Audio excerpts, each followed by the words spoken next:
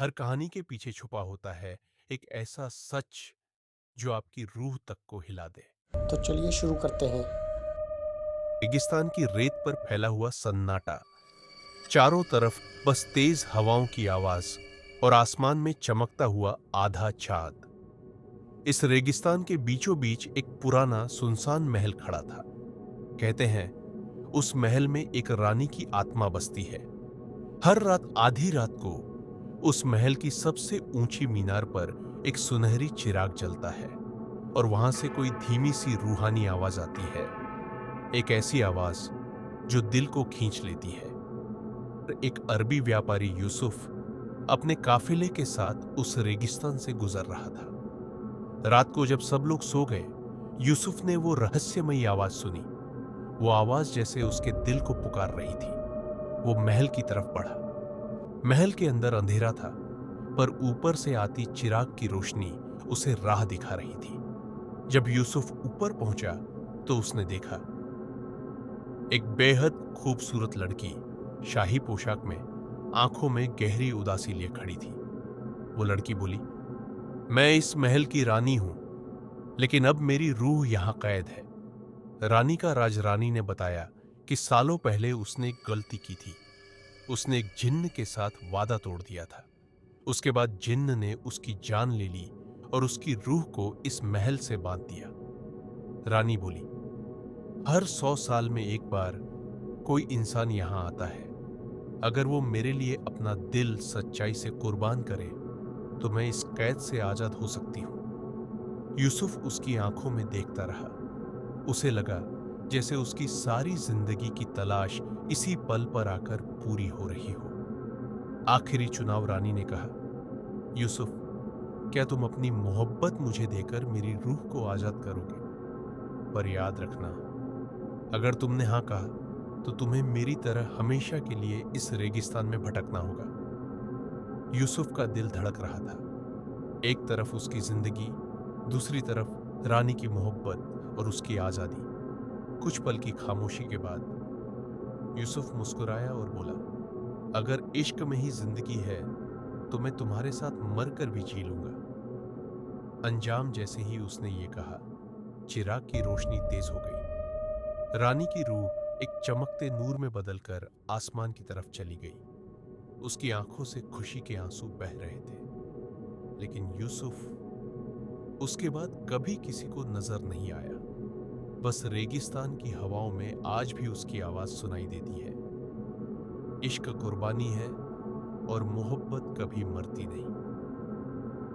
रानी की रूह आसमान की तरफ चली गई थी और यूसुफ उस सुनसान महल की सबसे ऊंची मीनार पर अकेला खड़ा रह गया। उसकी आंखों में आंसू थे, पर होंठों पर हल्की सी मुस्कान, जैसे उसने जिंदगी से कुछ खोया भी और पाया भी। महल का नया रहस्य। जैसे ही सुबह की पहली किरण रेगिस्तान पर पड़ी, महल की टूटी दीवारों पर अजीब सी चमक फैल गई। यूसुफ ने देखा कि जिस जगह पर रानी खड़ी थी वहां अब एक नीला पत्थर नीलम चमक रहा है। वो पत्थर साधारण नहीं था। उसमें रानी की आखिरी मोहब्बत और उसका आशीर्वाद छुपा था। यूसुफ ने पत्थर उठाया और अचानक हवाओं में वही रानी की आवाज गूंज उठी, यूसुफ, अब तुम मेरे रहस्य के रखवाले हो। काफिले का डर। जब यूसुफ अपने काफिले के पास लौटा, सब लोग घबराए हुए थे।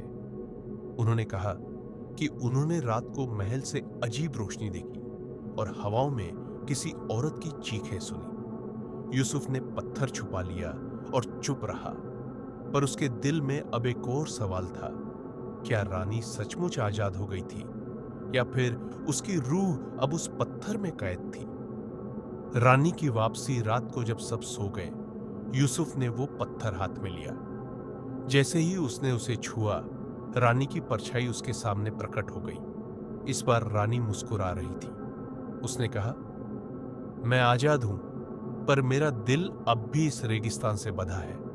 जब तक कोई और मेरी अधूरी मोहब्बत को महसूस नहीं करता, मैं पूरी तरह से नहीं जा सकती। नई शुरुआत या नया श्राप? यूसुफ डर और मोहब्बत के बीच झूल रहा था। अब उसके सामने दो रास्ते थे। एक, पत्थर को रेगिस्तान में हमेशा के लिए गाड़ दे और रानी की रूह को सदा के लिए सो जाने दे। 2 या फिर उस पत्थर को अपने साथ ले जाकर रानी की अधूरी मोहब्बत को दुनिया में जिंदा रखे। भले ही इसके लिए उसे हमेशा रानी की रूह के साथ जीना पड़े। उसकी आंखें बंद हुई। रेगिस्तान की हवाएं तेज हो गई और एक नया रहस्य शुरू हो गया। अब कहानी का अगला भाग यूसुफ के फैसले पर टिका है। अगर उसने पत्थर छोड़ दिया तो रानी सदा के लिए सो जाएगी। अगर वो पत्थर लेकर गया तो उसकी जिंदगी हमेशा के लिए बदल जाएगी। यूसुफ का फैसला। रात की खामोशी में यूसुफ पत्थर को घूर रहा था। रानी की परछाई उसके सामने खड़ी थी। उसकी आंखों में मोहब्बत और रहस्य दोनों झलक रहे थे। यूसुफ ने गहरी सांस ली और कहा, मैं तुम्हें अकेला नहीं छोड़ूंगा। अगर तुम्हारी मोहब्बत अधूरी है तो मैं उसे पूरा करूंगा। उसने पत्थर अपनी जेब में रख लिया और काफिले के साथ सफर जारी रखा। सफर में अजीब इशारे, जैसे जैसे वो रेगिस्तान पार कर रहा था, अजीब घटनाएं होने लगी। कभी काफिले के ऊंट अचानक डरकर भाग जाते, कभी हवा में किसी औरत की हंसी सुनाई देती। एक रात जब सब सो रहे थे, यूसुफ ने महसूस किया कि कोई उसके पास बैठा है। उसने आंखें खोली। वो रानी थी, लेकिन अब और भी हकीकी, जैसे उसकी रूह धीरे धीरे इंसान बन रही हो। रानी का नया राज। रानी ने कहा, यूसुफ, मेरा श्राप आधा टूटा है। अब बस आखिरी कदम बाकी है। अगर कोई मुझे सच्चे दिल से अपना ले और मुझे दुनिया के सामने जिंदा माने तो मैं हमेशा के लिए इंसान बन सकती हूँ। यूसुफ की आंखों में चमक आई, पर उसके दिल में डर भी था। अगर लोग जान गए कि वो एक रूह से मोहब्बत करता है तो शायद उसे पागल समझेंगे। मोहब्बत की परीक्षा। अगले गांव में जब यूसुफ पहुंचा, वो रानी को अपने साथ ले गया। गांव वालों ने पूछा, ये औरत कौन है? यूसुफ ने बिना झिझक कहा, ये मेरी रानी है, मेरी मोहब्बत, मेरी बीवी। गांव वाले हैरान रह गए। कुछ हंसने लगे, कुछ डरकर पीछे हट गए। पर तभी अचानक रानी का शरीर चमकने लगा। उसकी रूह की जगह एक जिंदा औरत खड़ी थी, जिसकी आंखों में अब आंसू नहीं बल्कि खुशी थी। नया सवेरा या नई मुसीबत। रानी ने यूसुफ का हाथ थामा और कहा, तुमने मेरी मोहब्बत को अधूरा नहीं रहने दिया। अब मैं हमेशा तुम्हारे साथ रहूंगी। सूरज की पहली किरण रेगिस्तान पर फैली। यूसुफ और रानी एक दूसरे को देखकर मुस्कुरा रहे थे, पर उसी वक्त हवा में एक गहरी आवाज गूंजी। वो झिन्न की थी। तुमने मेरा सौदा तोड़ा है यूसुफ, अब इसकी कीमत तुम्हें चुकानी होगी। रेगिस्तान की रेत तेजी से उठने लगी। आसमान काला हो गया और कहानी एक नए डरावने मोड़ पर पहुंच गई। रेगिस्तान की हवाएं तूफान बन गई। काला आसमान गड़गड़ाने लगा। यूसुफ और रानी डर के मारे एक दूसरे का हाथ कसकर पकड़कर खड़े थे। अचानक रेत से एक विशाल कद का जिन्न प्रकट हुआ।